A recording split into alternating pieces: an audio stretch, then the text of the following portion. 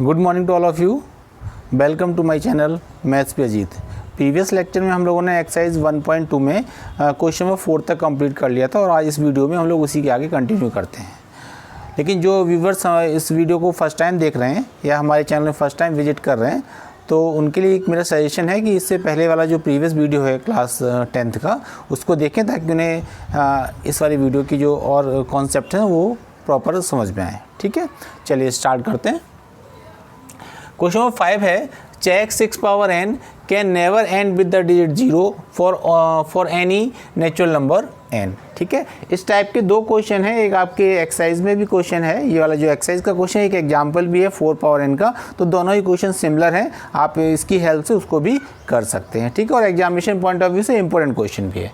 तो देखिए समझते हैं क्या कह रहा है क्वेश्चन कह रहा है कि 6 power n can never end with the digit 0 means n, और यहाँ पे बोला गया है कि n क्या है, एक नेचुरल नंबर है। नेचुरल नंबर के बारे में आप लोग जानते हैं कि नेचुरल नंबर स्टार्टिंग फ्रॉम 1, या आप छोटी क्लास लोअर क्लास में आपने डेफिनेशन पढ़ रखी है कि all counting numbers are called natural number. जैसे हम लोग कहीं पर भी काउंटिंग स्टार्ट करते हैं, एक क्लासरूम है, क्लासरूम में बच्चे बैठे हुए हैं और हम आपसे बोले इसकी काउंटिंग स्टार्ट करिए, तो आप काउंटिंग कैसे स्टार्ट करेंगे, 1 2 3 4 एंड सो ऑन। ठीक है, तो काउंटिंग हमेशा 1 से स्टार्ट होती है, तो आप इसीलिए बोला जाता है कि नेचुरल नंबर स्टार्टिंग फ्रॉम 1 या all counting numbers are called natural number. ठीक है, तो इसमें आपसे बोला गया कि आपको n की वैल्यू क्या लेनी है, नेचुरल नंबर लेनी है। अब ये बोला है कि 6 पावर n में आप n के प्लेस पर कोई भी नेचुरल वैल्यू लेंगे तो उसका आंसर कभी भी उसके यूनिट डिजिट पर कभी भी 0 नहीं आएगा। ये इस क्वेश्चन का मीन्स हुआ कि 6 power n can never end with the digit 0 means उसके यूनिट प्लेस पर कभी भी 0 नहीं आएगा।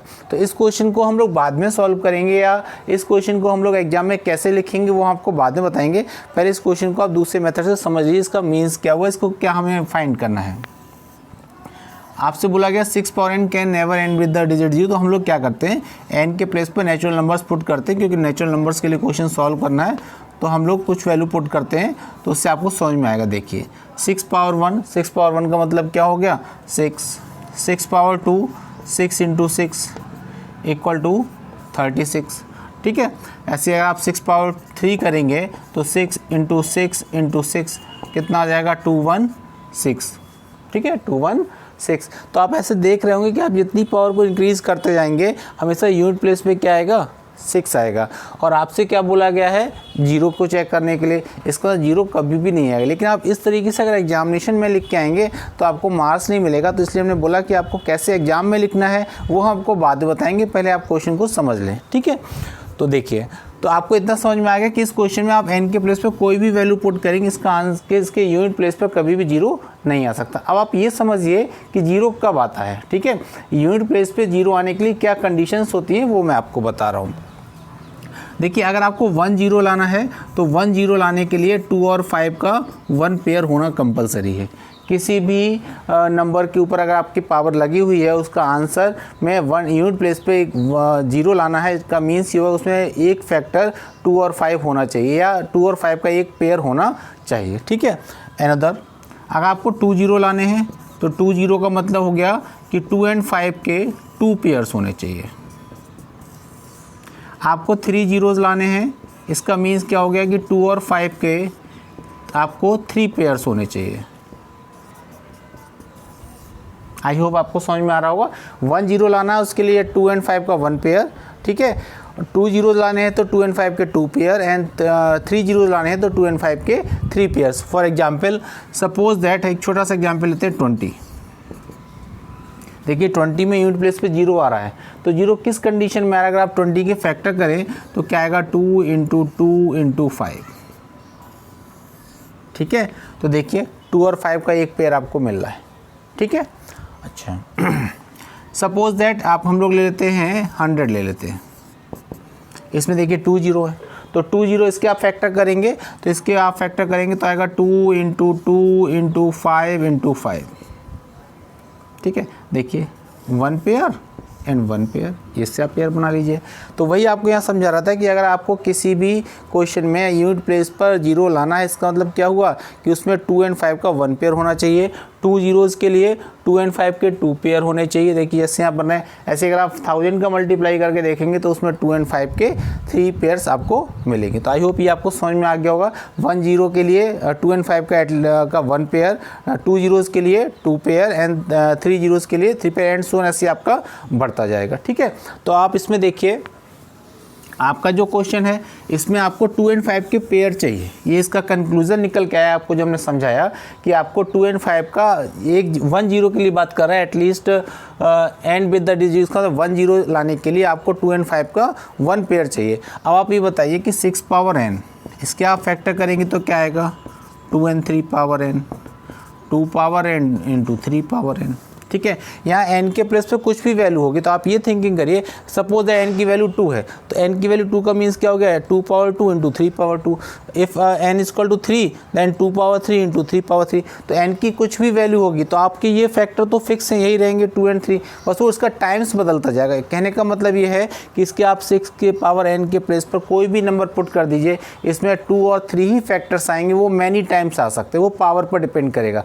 बट आपकी रिक्वायरमेंट क्या थी 2 and 5, वो आपको नहीं मिलेगा क्योंकि हमने बोला जीरो लाने के लिए आपको कम से कम एक पेयर होना चाहिए। 1 जीरो के लिए 2 and 5 का एक पेयर होना चाहिए, वो इसमें प्रेजेंट नहीं है। तो इसका क्या मतलब हुआ कि 6 power n can never end with the digit 0। Again repeat, 1 zero लाने के लिए आपको 2 and 5 का 1 पेयर चाहिए होता है, बट यहाँ पे 6 के फैक्टर करेंगे तो 2 and 3 आएगा। इसमें आपका 2 and 5 का पेयर नहीं मिल रहा है, इसका तो इसके कभी भी एंड में 0 नहीं आ सकता, n की चाहे कोई भी वैल्यू से पुट कर दी जाए। ठीक है, अब इसको एग्जामिनेशन में आपको किस टाइप से लिखना है ये हम आपको अभी लिख के दिखाते हैं ताकि आपको समझ में आए कि एग्जाम में आपको कैसे लिखना है। अब हम लोग बात करते हैं कि आपको एग्जाम में इस क्वेश्चन को कैसे लिखना है आपको। ठीक है, क्योंकि इसके लिखने का एक फिक्स पैटर्न है, आप उसी पैटर्न से लिख के आएंगे तभी आपको टीचर आपको मार्क्स देगा। ठीक है, वो मैं आपको अभी प्रोसेस समझा दिया था, लेकिन इसके लिखने का फिक्स पैटर्न है, इसलिए मैं लिख देता कि आपका टाइम किल ना हो, वीडियो बहुत ज़्यादा लंबी ना हो इसलिए। ठीक है, चलिए मैं आपको समझा देता हूँ। देखिए यहाँ से आपको इसका आंसर सॉल्यूशन लिखना है। क्या लिखना है मैं पूरा समझा रहा हूँ आपको। If 6 power n end with the digit 0 then it must have 2 and 5 as a factor. ये मैंने आपको थोड़ी देर पहले समझाया था कि अगर 6 पावर n के एंड में 0 डिजिट आती है, 1 जीरो डिजिट है, 1 टाइम 0 लाना है तो उसमें क्या होना चाहिए फैक्टर 2 and 5। तो वही लिख दिया कि if 6 power n end with the digit 0 then it must have 2 and 5 as a factor. But 6 power n क्या फैक्टर करेंगे 2 into 3 आएगा, 2 power n to 3 power n। This shows that 2 and 3 are the only prime factor. मतलब आप इसके जब factors करते हैं तो आप देखते हैं कि इसमें 2 ही फैक्टर आ रहे हैं, क्या आ रहे हैं 2 and 3। ठीक है, एंड वी नो दैट, ये आपकी इंपॉर्टेंट लाइन है आपको लिखनी है। एंड वी नो दैट मैं आपको प्रीवियस आप वीडियो में देखिए मैंने आपको बताया फंडामेंटल थ्योरम ऑफ अर्थमेटिक, उसमें बताया था कि किसी भी कंपोजिट नंबर के जो प्राइम फैक्टराइजेशन होते हैं वो यूनिक होते हैं। मीन्स किसी भी कंपोजिट नंबर का आप फैक्टर करेंगे तो उसके जो भी फैक्टर्स आएंगे वो यूनिक होंगे, उसके अलावा कुछ दूसरा नहीं हो सकता। तो यहाँ पे देखिए 6 है, ये आपकी कंपोजिट नंबर है, इसके आपने फैक्टर किए तो फैक्टर में क्या आ रहा है 2 and 3। कितने बार आ रहा है वो n पर डिपेंड करेगा, लेकिन ओनली क्या आ रहा है 2 and 3 आ रहा है। तो वही लिखा and we know that the fundamental theorem of arithmetic the prime factorization is unique. जो कंपोजिट नंबर का प्राइम फैक्टराइजेशन होता है वो यूनिक होता है। अगर इसमें आपका 2 and 3 आ गया तो आप इसका किसी भी तरीके से फैक्टर करिए, इसके अलावा और कुछ नहीं आ सकता। और आपकी रिक्वायरमेंट क्या थी 2 and 5। So 5 is not a factor of 6 power n, मतलब 5 इसका फैक्टर नहीं है। Hence 6 power n can never end with the digit 0। ये इसका लिखने का प्रोसीजर है। मैं थोड़ा सा हट जाता हूँ, आप चाहें तो इसका स्क्रीनशॉट ले सकते हैं ताकि आप इसको अपनी कॉपी में भी नोट डाउन कर लें, और इसी पैटर्न से आप लिखेंगे तभी आपको एग्जाम में मार्क्स मिलेंगे। और बिल्कुल सेम ऐसा ही क्वेश्चन आपका 4 पावर n का भी क्वेश्चन है, वो आपका एग्जाम्पल में उसको भी आप देख सकते हैं। नेक्स्ट क्वेश्चन है question number 6, explain why 7 into 11 into 13 plus 13 and this number are composite numbers. आपको इसमें 2 क्वेश्चन इंक्लूड किए उन्होंने कि आपको 2 नंबर्स गिवन है और आपको ये आइडेंटिफाई करना है कि given numbers are composite number. तो इसके लिए पहले हमें कंपोजिट नंबर की डेफिनेशन मालूम होनी चाहिए। हमने आपको प्रीवियस लेक्चर्स की डेफिनेशन बताई है, आप उसमें जाके देख सकते हैं, लेकिन यहाँ भी मैं आपको डिस्कस कर लेता हूँ। कंपोजिट नंबर की और प्राइम नंबर कंपोजिट नंबर की दोनों की डेफिनेशन मैंने आपको बताई थी। प्राइम नंबर की डेफिनेशन ये होती है any number which have exactly 2 different factors any number which have sorry फिर से बता देता हूँ। प्राइम नंबर की definition, any number which have exactly two different factors is called prime number. और कंपोजिट नंबर की डेफिनेशन है, any number which have more than two different factor is called composite number. ठीक है, but ये तो definition के base पे हो गया, लेकिन आपकी जैसी रिक्वायरमेंट हो हमें उस तरीके से उसका यूज़ करना होता है। यहाँ पे क्या है कि आपको ये आइडेंटिफाई करना है कि तो डेफिनेशन तो यही अप्लाई होगी, लेकिन आप देखिए ये आपको मैंने बोला, जैसे आपको सपोज दैट कोई नंबर गिवन है, कोई एक लार्जर नंबर गिवन है, आप ऐसे समझिए कोई आपको एक लार्जर नंबर गिवन है और उसको आपको चेक करना है कि कंपोजिट नंबर है या नहीं। जैसे सपोज दैट 1 2 3 4 5 6 7 8 9 2, ये एक नंबर गिवन है आपको, काफ़ी लार्जर नंबर गिवन है। अब आप अगर इसके फैक्टर करने बैठेंगे तो बहुत टाइम किल होगा आपका, है ना। आपको ये आइडेंटिफाई करना है कि ये कंपोजिट नंबर है या नहीं है। तो मैंने आपको जो मेथड बताया उसी को, जो डेफिनेशन बताई है उसी को अप्लाई करना है। आपको हमने कंपोजिट के लिए बताया, एनी नंबर विच है more than two different factors is called a composite number. Means अगर किसी नंबर के दो से ज़्यादा डिफरेंट फैक्टर हैं तो उसको कंपोजिट नंबर बोलते हैं। ठीक है, अब इसको आपको कंपोजिट चेक करना, तो देखिए कोई भी नंबर हो वो 1 से डिवाइड होगी। ठीक है, तो इसका एक फैक्टर क्या हो जाएगा, 1 हो जाएगा। इसका दूसरा फैक्टर क्या मिलेगा, इटसेल्फ वो नंबर मिलेगी आपको 1 2 3 4 5 6 7 8 9 2।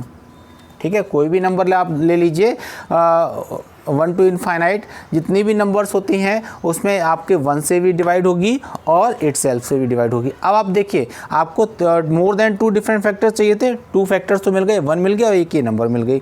अब आपको एक कोई और नंबर अगर आप आइडेंटिफाई कर लेंगे तो ये आपकी क्या हो जाएगी, कंपोजिट नंबर। जैसे आप देख रहे हैं यूनिट प्लेस में क्या है 2, इसका मतलब ये आपकी 2 से भी डिविजिबल होगी नंबर। तो देखिए आपके 3 फैक्टर्स मिल गए, दिस एंड इटसेल्फ वो नंबर। तो 3 फैक्टर्स मिलने का मतलब क्या हो गया कि आपकी कंपोजिट नंबर है।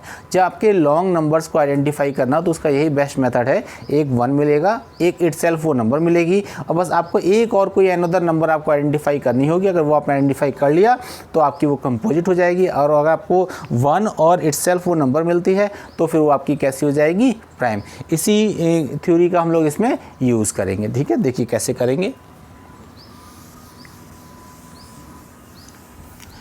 फर्स्ट क्वेश्चन है आपका 7 × 11 × 13 + 13, इसको आपको कंपोजिट नंबर प्रूव करना है या शो करना है। तो देखिए सबसे पहले तो आप देख रहे हैं एक ही नंबर है, एक ही नंबर, इसमें 13 आपका कॉमन आ रहा है, 13 कॉमन ले लीजिए। तो 7 × 11 × 1 + 1, इसको और सिंप्लीफाई करेंगे तो आपका हो जाएगा 77 + 1, और इसको सॉल्व करेंगे तो आपका आ जाएगा 13 × 78। इन दोनों का आप मल्टीप्लाई कर लीजिए तो आ जाएगा 1014। ठीक है, अब आपको ये आइडेंटिफाई करना है कि ये नंबर, आपको ये आइडेंटिफाई करना है इसमें कि 1014 ये कंपोजिट नंबर है या नहीं। तो जो मैंने आपको पीछे भी थ्योरी बताई थी कि कंपोजिट नंबर आइडेंटिफाई करने के लिए आपको एटलीस्ट 3 डिफरेंट फैक्टर्स मिलने चाहिए। ठीक है, तो अब देखिए 1014 देखिए किससे किससे डिविजिबल हो जाएगा, ये आपका 1 से हो जाएगा, इटसेल्फ से भी हो जाएगा, 1014 से भी हो जाएगा। अब एटलीस्ट कम से कम एक नंबर आपको और आइडेंटिफाई करनी होगी, अगर वो आप नंबर गेन कर लेते हैं तो नंबर आपकी कंपोजिट हो जाएगी। तो आप इसका यूनिट प्लेस देखिए, यूनिट प्लेस पे क्या है 4, और 4 का मतलब ये नंबर किससे डिविजिबल होगी, 2 से। तो इसका एक फैक्टर और आपको मिलेगा क्या, 2। तो देखिए 1 मिल रहा है, 2 मिल रहा है, 1014 इटसेल्फ वो नंबर मिल रही है। तो इसके आपके मोर देन 2 डिफरेंट फैक्टर्स हैं। इसका मतलब क्या होगा कि ये नंबर कैसी है आपकी कंपोजिट, क्योंकि कंपोजिट नंबर की डेफिनेशन एनी नंबर विच है more than 2 different factors is called composite number. तो देखिए इसके 2 से ज़्यादा फैक्टर आपको मिल रहे हैं, इसलिए क्या हो जाएगी, कंपोजिट नंबर। ठीक है, आप लिख दें, आप नीचे लिख देंगे hence this number is a composite number. Next पे आते हैं, नेक्स्ट है आपका 7 × 6 × 5 × 4 × 3 × 2 × 1 + 5। ठीक है, सेम प्रोसीजर, इससे 5 कॉमन ले लीजिए आप, तो 7 × 6 × 4 × 3 × 2 × 1 और +5, तो आपका आ जाएगा 5 × इसका आपको मल्टीप्लाई करना पड़ेगा। ठीक है, सॉरी अब 5 कॉमन ले लिया तो यहाँ पे क्या आएगा, 1 आएगा।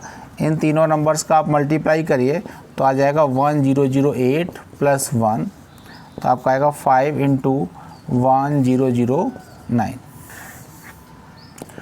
तो 5 9 45, ये आ जाएगा 5045। ठीक है, आपने इसका जब मल्टीप्लाई किया तो आपका 5045 आ जाएगा। सेम वही प्रोसीजर, आपको ये नंबर जो गिवन इसको क्या शो करना है, कंपोजिट नंबर। तो कंपोजिट नंबर के लिए मोर देन 2 डिफरेंट फैक्टर्स, या ये कह लीजिए 3 डिफरेंट फैक्टर्स आने चाहिए। तो देखिए एक आपको क्या मिलेगा, 1 मिलेगा, एक इट सेल्फ आपकी वो नंबर मिलेगी। ठीक है, अब देखिए इसकी यूनिट देखिए आप, 5 है, 2 से तो नहीं होगा ये। ठीक है, 3 से भी आप चेक कर सकते हैं। ठीक है, 3 से चेक करेंगे, 4 + 5 9, और 9 + 5 14, 3 से भी नहीं होगा। 5 से चेक करिए, यूनिट प्लेस पे 5, इट मीन्स ये 5 से डिविजिबल होगी, तो इसका एक फैक्टर क्या मिल गया, 5। और आपको 3 डिफरेंट फैक्टर्स मिलने का मतलब है कि ये नंबर आपकी कैसी है, कंपोजिट नंबर। तो आप लिख देंगे कि hence this number is a composite number because this number have more than 2 different factors. ठीक है, please note down. There is a circular path around a sport field, Sonia take 18 minute to drive 1 round of the field, while Ravi take 12 minutes for the same. Suppose they both start at the same point and same time to go same direction. After how many minutes they will meet again at a starting point? Means जो first person Sonia है वो 18 minute उसको लगते हैं। ठीक है, और जो सेकंड पर्सन रवि है उसको 12 मिनट्स लगते हैं एक राउंड कंप्लीट करने में। तो हमने सपोज कर लिया, मैं इधर खड़ा हो जाता हूँ, हमने ये सपोज कर लिया कि ये सर्कुलर पाथ है, ठीक है, फील्ड है, और रवि एंड सोनिया का स्टार्टिंग पॉइंट ये है। आपको बताना है कि कितने मिनट के बाद वो अगेन यहाँ से स्टार्टिंग करते हैं, again after how many minutes they meet again at a starting point, ये आपको आइडेंटिफाई करना है।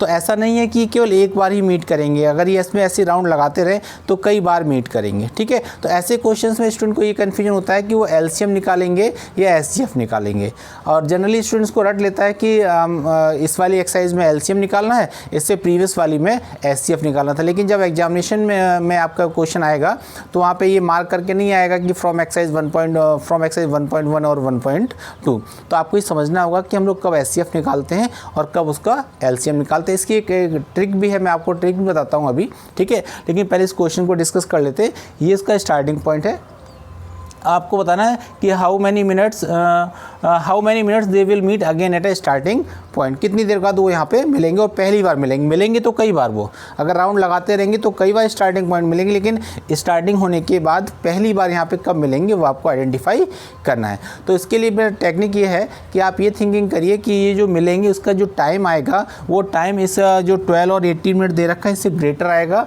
या लेस आएगा।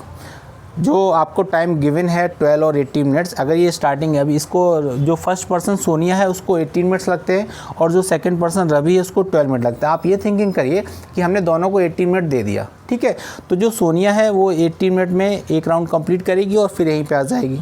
जो रवि है वो यहाँ से स्टार्टिंग करेगा, 12 मिनट्स में एक राउंड कंप्लीट कर लेगा, उसका जो एक्स्ट्रा 6 मिनट बचे ना उसमें कुछ ना कुछ आगे आ जाएगा। इट मीन्स एक राउंड में वो मीट नहीं करेंगे फर्स्ट राउंड में, फिर उसको फिर से 18 मिनट्स मिलेंगे। तो ऐसे आप टाइम देख के आइडेंटिफाई करेंगे उसको, है ना। तो आपको करना कैसे, मैं ये समझाना हूँ कि आपको जो टाइम गिवन है, आप ये तो समझ ही गए होंगे कि आपको जो इसका आंसर आएगा वो ये जो टाइम दे रखा है इससे ग्रेटर आएगा, ठीक है। अगर आंसर ग्रेटर आ रहा है तो आपको उसका एलसीएम फाइंड करना है, और आंसर अगर उससे लेस आएगा, जो नंबर्स गिवन उससे लेस आएगा, तो फिर आपको एलसीएम तो आपको एचसीएफ फाइंड करना है। ये फर्स्ट ट्रिक है।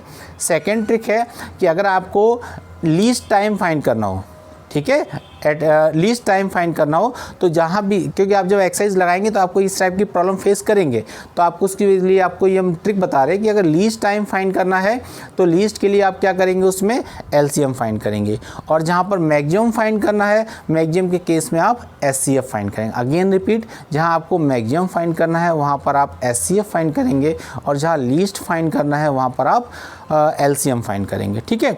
अब इस क्वेश्चन की फिर से बात करते हैं। तो इसमें आपको ये बताना है कि वो लीस्ट टाइम बताना है, क्योंकि ये यहाँ से स्टार्टिंग करी कई बार मीट करेंगे, जब ये राउंड लगाएंगे तो कहते हैं उसमें वो लीस्ट टाइम बताना है जब वो पहली बार मिलेगी, और हमने आपको टेक्निक बताई है कि लीस्ट का मतलब क्या होता है, एलसीएम। तो इसका जो आंसर होगा, पूछा गया how many minutes they will meet again, तो क्या हो जाएगा, LCM of LCM of 12 and 18। 12 और 18 के आप एलसीएम फाइंड करेंगे तो 12 के फैक्टर करेंगे 2 इंटू 2 इंटू 3 और 18 का करेंगे तो 2 इंटू 3 इंटू 3। तो एलसीएम क्या आ जाएगा आपका, देखिए इसमें 2 आपका 2 टाइम्स है, हियर 2 1 टाइम्स है, और हमने आपसे एलसीएम में बोला था कि जो आपका मैक्सिमम टाइम्स है तो आपका 2 टाइम्स आ रहा है, ये हो जाएगा। 3 देखिए आप 1 टाइम्स, यहाँ पर 3 2 टाइम्स, तो मैक्सिमम टाइम्स क्या हो जाएगा 2 टाइम्स, ये आ जाएगा। तो आपका आ जाएगा 9 9 4 जा 36 मिनट्स। मीन्स ये होगा कि 36 after 36 minute they meet again at a starting point. ठीक है, अब आप देख सकते हैं जो आपका एलसीएम आएगा ना, एलसीएम से ये दोनों नंबर आपके देखिए 12 से भी आपका 36 डिविजिबल हो जाएगा और 18 से भी हो जाएगा। It means 36 after 36 minute they meet again at a starting point. और ये केवल एक आंसर नहीं है, इसका जो भी 36 के मल्टीपल होंगे, जैसे 36 का मल्टीपल 72, तो after 72 minutes they meet again at a starting point. 36 का जो भी मल्टीपल होंगे उसमें ये मीट करेंगे। मीन्स जो भी 36 की टेबल में जो भी नंबर्स आएंगे वो आफ्टर उतने सेकेंड के बाद ये आपका यहाँ पे मीट करेंगे। ठीक है, तो इसके लिए मैंने आपसे बोला कि इसमें एटलीस्ट टाइम फाइंड करना है कि वो कम से कम, देखो आपका 36 मिनट पे भी आपका ये मीट करेंगे, 72 पे भी मीट करेंगे, ऐसी बहुत सारे टाइम्स होंगे, बहुत सारे मिनट्स होंगे जिस पे ये मीट करेंगे, तो आपको उसमें लीस्ट टाइम फाइंड करना है। तो क्वेश्चन को पढ़ के आपको ये समझना होगा कि आपको लीस्ट टाइम फाइंड करना है या मैक्सिमम टाइम फाइंड करना है। तो हमने आपको टेक्निक बताई, जहाँ लीस्ट टाइम फाइंड करना है वहाँ पर आप क्या निकालेंगे, एलसीएम, और जहाँ पर आपको मैक्सिमम टाइम फाइंड करना है वहाँ पे आप क्या फाइंड करेंगे, एचसीएफ। ठीक है, तो ये आपकी जो एक्सरसाइज थी 1.2 ये आपकी कंप्लीट हो गई। आई होप आपको सारे क्वेश्चन समझ में आए होंगे। फिर भी अगर कहीं कोई डाउट है तो आप उसको कमेंट बॉक्स में लिख सकते हैं। ठीक है, अच्छा, अब हम लोग स्टार्ट करते हैं नेक्स्ट एक्सरसाइज और नेक्स्ट एक्सरसाइज का इंट्रोडक्शन। ठीक है, नेक्स्ट एक्सरसाइज आपको थोड़ा सा टफ लगेगी क्योंकि मेरा केवल एक ही पर्पज़ नहीं है कि आपको सिंपल क्वेश्चन कराते हैं, मैं आपको सिलेबस के अकॉर्डिंग कंटिन्यूस करा रहा हूँ। 1.1 का मैंने इंट्रोडक्शन दिया, फिर आपको 1.1 कराई, फिर 1.2 का इंट्रोडक्शन, फिर 1.2, अब आपको 1.3 का इंट्रोडक्शन स्टार्ट कर रहे हैं और फिर उसके बाद नेक्स्ट वीडियो में आपको इसको एक्सरसाइज कराएंगे। लेकिन ये एक्सरसाइज आपको थोड़ा सा 1.1 और 1.2 के कंपैरिजन में आपको थोड़ा सा टफ लगेगी, लेकिन आपको इससे क्वेश्चन आता है इसलिए आपको उसको प्रॉपर प्रिपेयर करना है। ठीक है, इसमें क्या है, इसमें आपको क्वेश्चंस गिवन होंगे और क्वेश्चंस को आपको ये प्रूव करना होगा। सपोज दैट रूट, जैसे आपने 9th में पढ़ा है ना, आप जानते हैं कि रूट, इस पर इरेज कर देते हैं, आप लोगों ने 9th में पढ़ा है रेशनल नंबर, इरेशनल नंबर्स, ये आप लोगों ने 9th पढ़ा है, तो आप उसको थोड़ा सा रिवाइज कर सकते हैं 9th से। ठीक है, मैं आपको यहाँ पे भी थोड़ा सा डिस्कस कर लूँगा। ठीक है, क्वेश्चन जैसे आपको सपोज रूट टू आप जानते हैं कैसी नंबर है, इरेशनल नंबर है। रूट 3 इरेशनल नंबर है। रूट 5 इरेशनल नंबर है। तो ये जो इरेशनल नंबर्स है, तो आपको ये अभी तक आप ये जानते थे 9th में कि इरेशनल नंबर है, आपका काम हो जाता था। लेकिन अब आपको ये प्रूव करना है कि root 3 is an irrational number, root 2 is an irrational number, root 5 is an irrational number. तो इसको कैसे प्रूव करते हैं ये इस एक्सरसाइज में है। और जितने भी प्रूव करने वाले क्वेश्चन वो थोड़े से टफ होते हैं। ठीक है, टफ तो नहीं कहेंगे, लेकिन आपको समझ में आ जाएगा तो आपको बिल्कुल ईजी लगने लगा और 100% आपको समझ में आएगा, इसकी मेरी गारंटी है। ठीक है, अच्छा, तो बात करते हैं रेशनल और इरेशनल नंबर, क्योंकि इसकी स्टार्टिंग रेशनल और इरेशनल से ही, क्लास 9th का ही टॉपिक है, लेकिन थोड़ा सा डिस्कस कर लेते हैं। रेशनल नंबर की डेफिनेशन है any number which is represent in the form of p upon q where p and q are integers and q is not equal to 0 is called rational number. ठीक है, तो 3 conditions होती हैं। First condition है any number which is represent in the form of p upon q। Second, p and q both are integers. और third आपकी condition है q is not equal to 0। ठीक है, फर्स्ट कंडीशन जो अभी आपको नंबर गिवन है वो p अपॉन q की फॉर्म में होनी चाहिए। Second condition p and q both are integers होने चाहिए। And third condition q is not equal to 0। ये तीनों कंडीशन अगर सेटिस्फाई होती हैं तो आपको जो नंबर गिवन है वो कैसी नंबर होगी, रेशनल नंबर होगी। और बाय द वे अगर इन तीनों कंडीशन में एक कंडीशन भी फेल हो जाती है तो वो आपकी कैसी हो जाएगी, irrational number. For example 3 upon 5, देखिए first condition satisfy, p upon q की फॉर्म हो गई। Second, p and q both are integers, 3 is integer, 5 is integer, ठीक है। Next, q is not equal to zero means denominator is not equal to zero, zero के equal नहीं है। तो आपकी तीनों कंडीशन सेटिस्फाई हो रही है, इसका मतलब ये कैसी नंबर हो गई आपकी, रेशनल नंबर हो गई। अब सपोज दैट आपको गिवन है √5, √5, ठीक है। तो बहुत से स्टूडेंट बोलते हैं कि सर इसमें देखिए पी अपॉन क्यू की फॉर्म में लिख लिया है, ठीक है लिख लिया, पी अपॉन क्यू सपोज कर लिए, पी अपॉन क्यू की फॉर्म हो गई, ठीक है, ये कंडीशन सेटिस्फाइड हो गई, ठीक है। सेकंड कंडीशन पी एंड एक पर सेकंड हम लोग बाद में डिस्कस करेंगे, थर्ड कर लेते हैं पहले कि sir q is not equal to zero है, ठीक है, क्यू इज़ नॉट, ये भी सेटिस्फाई हो गई। अब इसको जरा चेक करिए कि p and q both are integers, ठीक है, पी और क्यू दोनों इंटीजर्स होने चाहिए। इसमें देखिए 1 is integer but √5 is not a integer, ये आपका इंटीजर नहीं है, तो ये कंडीशन आपकी फेल हो गई। और हमने बोला इन तीनों कंडीशन में अगर एक कंडीशन भी फेल हो जाएगी तो आपको जो नंबर गिवन है वो कैसी हो जाएगी, इरेशनल, ठीक है। तो आई होप ये आपका 9th का टॉपिक था और आपको समझ में आ गया होगा कि रेशनल नंबर के लिए any number which is represent in the form of p upon q where p and q are integers and q is not equal to zero is called rational number. तो ये 3 condition होती हैं और इनमें से अगर एक भी फेल हो जाएगी तो वो क्या हो जाएगी, इरेशनल नंबर, ठीक है। ये आपका उसका इंट्रो बेसिक है जो आपको हम आगे समझाने जा रहे हैं, ठीक है। अच्छा, आफ्टर दैट एक अपनी कॉपी में नोट लगा के लिख लीजिएगा कि कोई भी आपका प्राइम नंबर है, प्राइम नंबर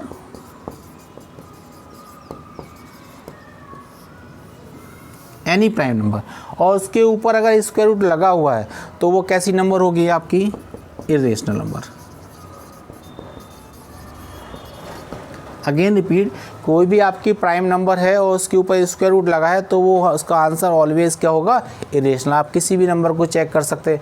तो अगर आपको ये कन्फ्यूजन हो सकता है सर 1, तो आप 1 के ऊपर लगाएंगे तो आपको हमने इससे पहले वाले वीडियो बताया कि 1 is neither prime nor composite, क्यों है वो आप प्रीवियस वीडियो को देख के आप समझ सकते हैं, ठीक है। अब तो इसलिए 1 आपका प्राइम नंबर होता ही नहीं है, तो हमने प्राइम नंबर लेने के लिए बोला 2 लेंगे तो वो कैसी आएगी, इरेशनल, 3 लेंगे तो वो भी कैसी आएगी, इरेशनल, 5 लेंगे तो उसकी वो भी कैसा आएगा, इरेशनल। किसी भी प्राइम नंबर्स का स्क्वायर रूट लगाएंगे तो आंसर क्या आएगा आपका, इरेशनल नंबर, ठीक है। अच्छा,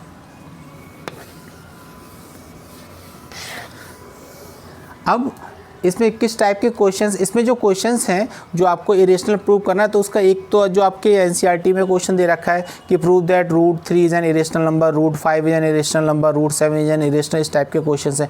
कभी कभी क्वेश्चन की थोड़ी सी लैंग्वेज चेंज करके पूछ लेते हैं कि prove that √5 prove that by contradiction method √5 is an irrational number, ठीक है। मतलब ये जो हम लोग जिस क्वेश्चन को अभी हम लोग सॉल्व करेंगे इस मेथड को बोलते हैं कंट्राडिक्शन मेथड। कंट्राडिक्शन मतलब होता है अपोजिट, मतलब जो हमको प्रूव करना होता है उसका उल्टा लेके चलते हैं। अगर आपको इरेशनल प्रूव करना है तो हम लोग उसको रेशनल लेके चलेंगे और फिर ये सपोज करेंगे हमारी जो हाइपोथेसिस थी वो एजम्पशन था वो रॉन्ग था, इसलिए नंबर कैसी हो जाएगी आपकी, इरेशनल। वो भी आपको पूरा समझाएंगे आपको कैसे करना है, ठीक है। लेकिन आपको हम उसका व्यूज़ दे रहे हैं कि क्वेश्चन किस टाइप के हैं। तो ये क्वेश्चन जो एनसीईआरटी में है बस केवल इतना है कि prove that √2 is an irrational number. लेकिन क्वेश्चन ऐसे भी आ सकता है आपके एग्जाम में कि prove that bye contradiction method √2 is an irrational number, ठीक है। तो इस चीज़ को आप दिमाग में रखिए कि इस वाले मेथड को हम लोग क्या बोलते हैं, कंट्राडिक्शन मेथड। तो इसमें 3-4 टाइप के क्वेश्चंस हैं, कुछ प्लस के भी हैं, कुछ माइनस के भी हैं, मतलब एक रेशनल इरेशनल का सम का भी दे रखा है, रेशनल इरेशनल का डिफरेंस का भी दे रखा है, उसके मल्टीप्लिकेशन का भी है, डिवीजन का भी है। तो बहुत सारे टाइप्स हैं, तो वो हम लोग नेक्स्ट वीडियो में डिस्कस करेंगे। लेकिन फिर भी आपको इंट्रोड्यूस करने के लिए हम आपको क्वेश्चन कराते हैं, ठीक है। आपको ये प्रूव करना है, suppose that 2 + √3 is an irrational number. ये आपका एक क्वेश्चन है, ठीक है। बुक का क्वेश्चन नहीं, वो हम कराएंगे, लेकिन आपको इंट्रोडक्शन के लिए आपको ये क्वेश्चन करा रहे हैं कि prove that 2 + √3 is an irrational number. इसको आपको इरेशनल नंबर प्रूव करना है। तो किस मेथड से करते हैं उस मेथड को समझते हैं। हमने बोला कंट्राडिक्शन मेथड से करेंगे, तो आप इसको लेट कर लेंगे।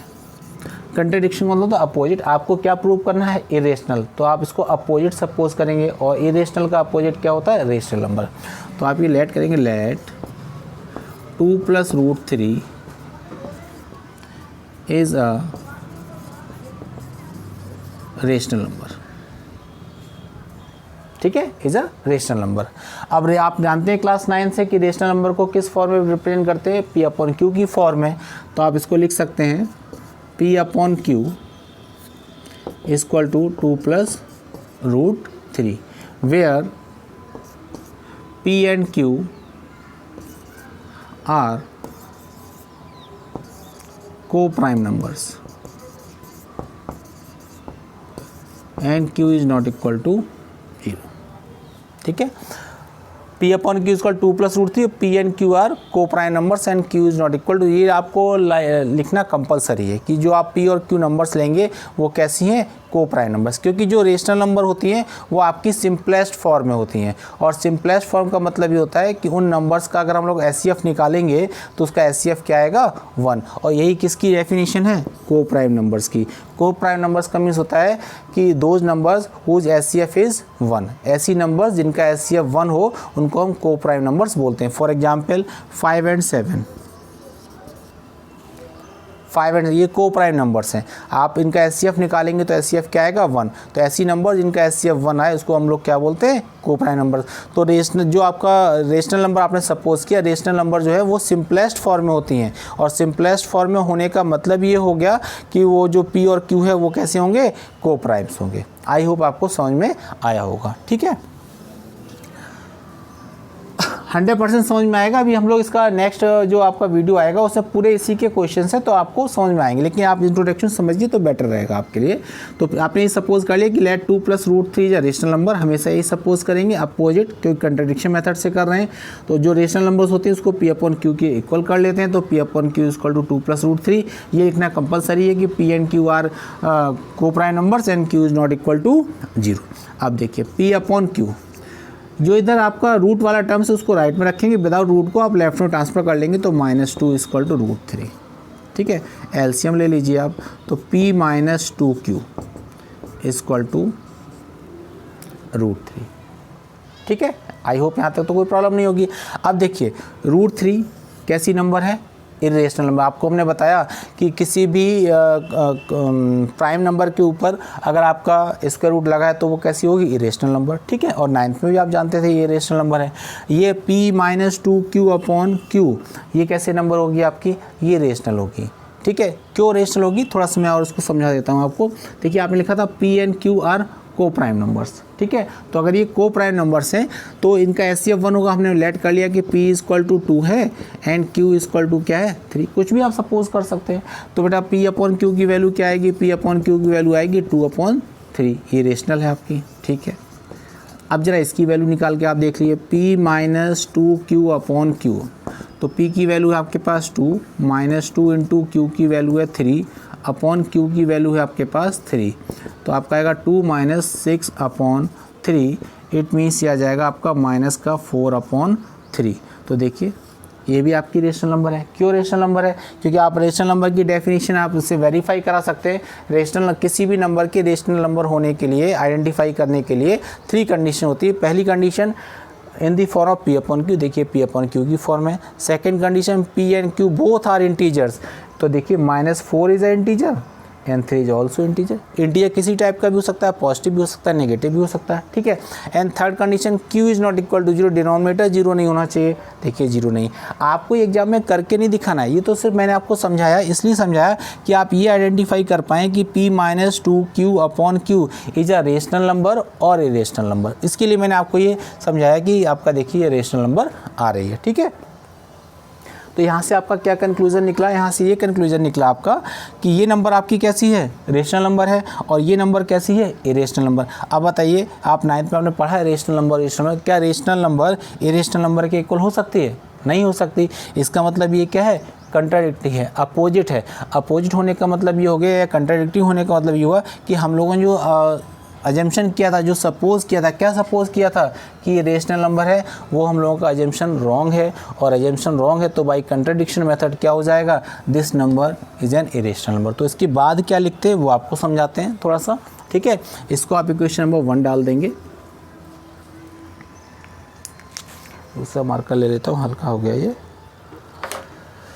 इक्वेशन नंबर 1 डाल देंगे, फिर लिखेंगे in equation first LHS is a rational and RHS is an irrational. It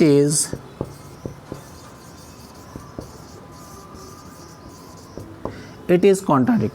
Therefore, our assumption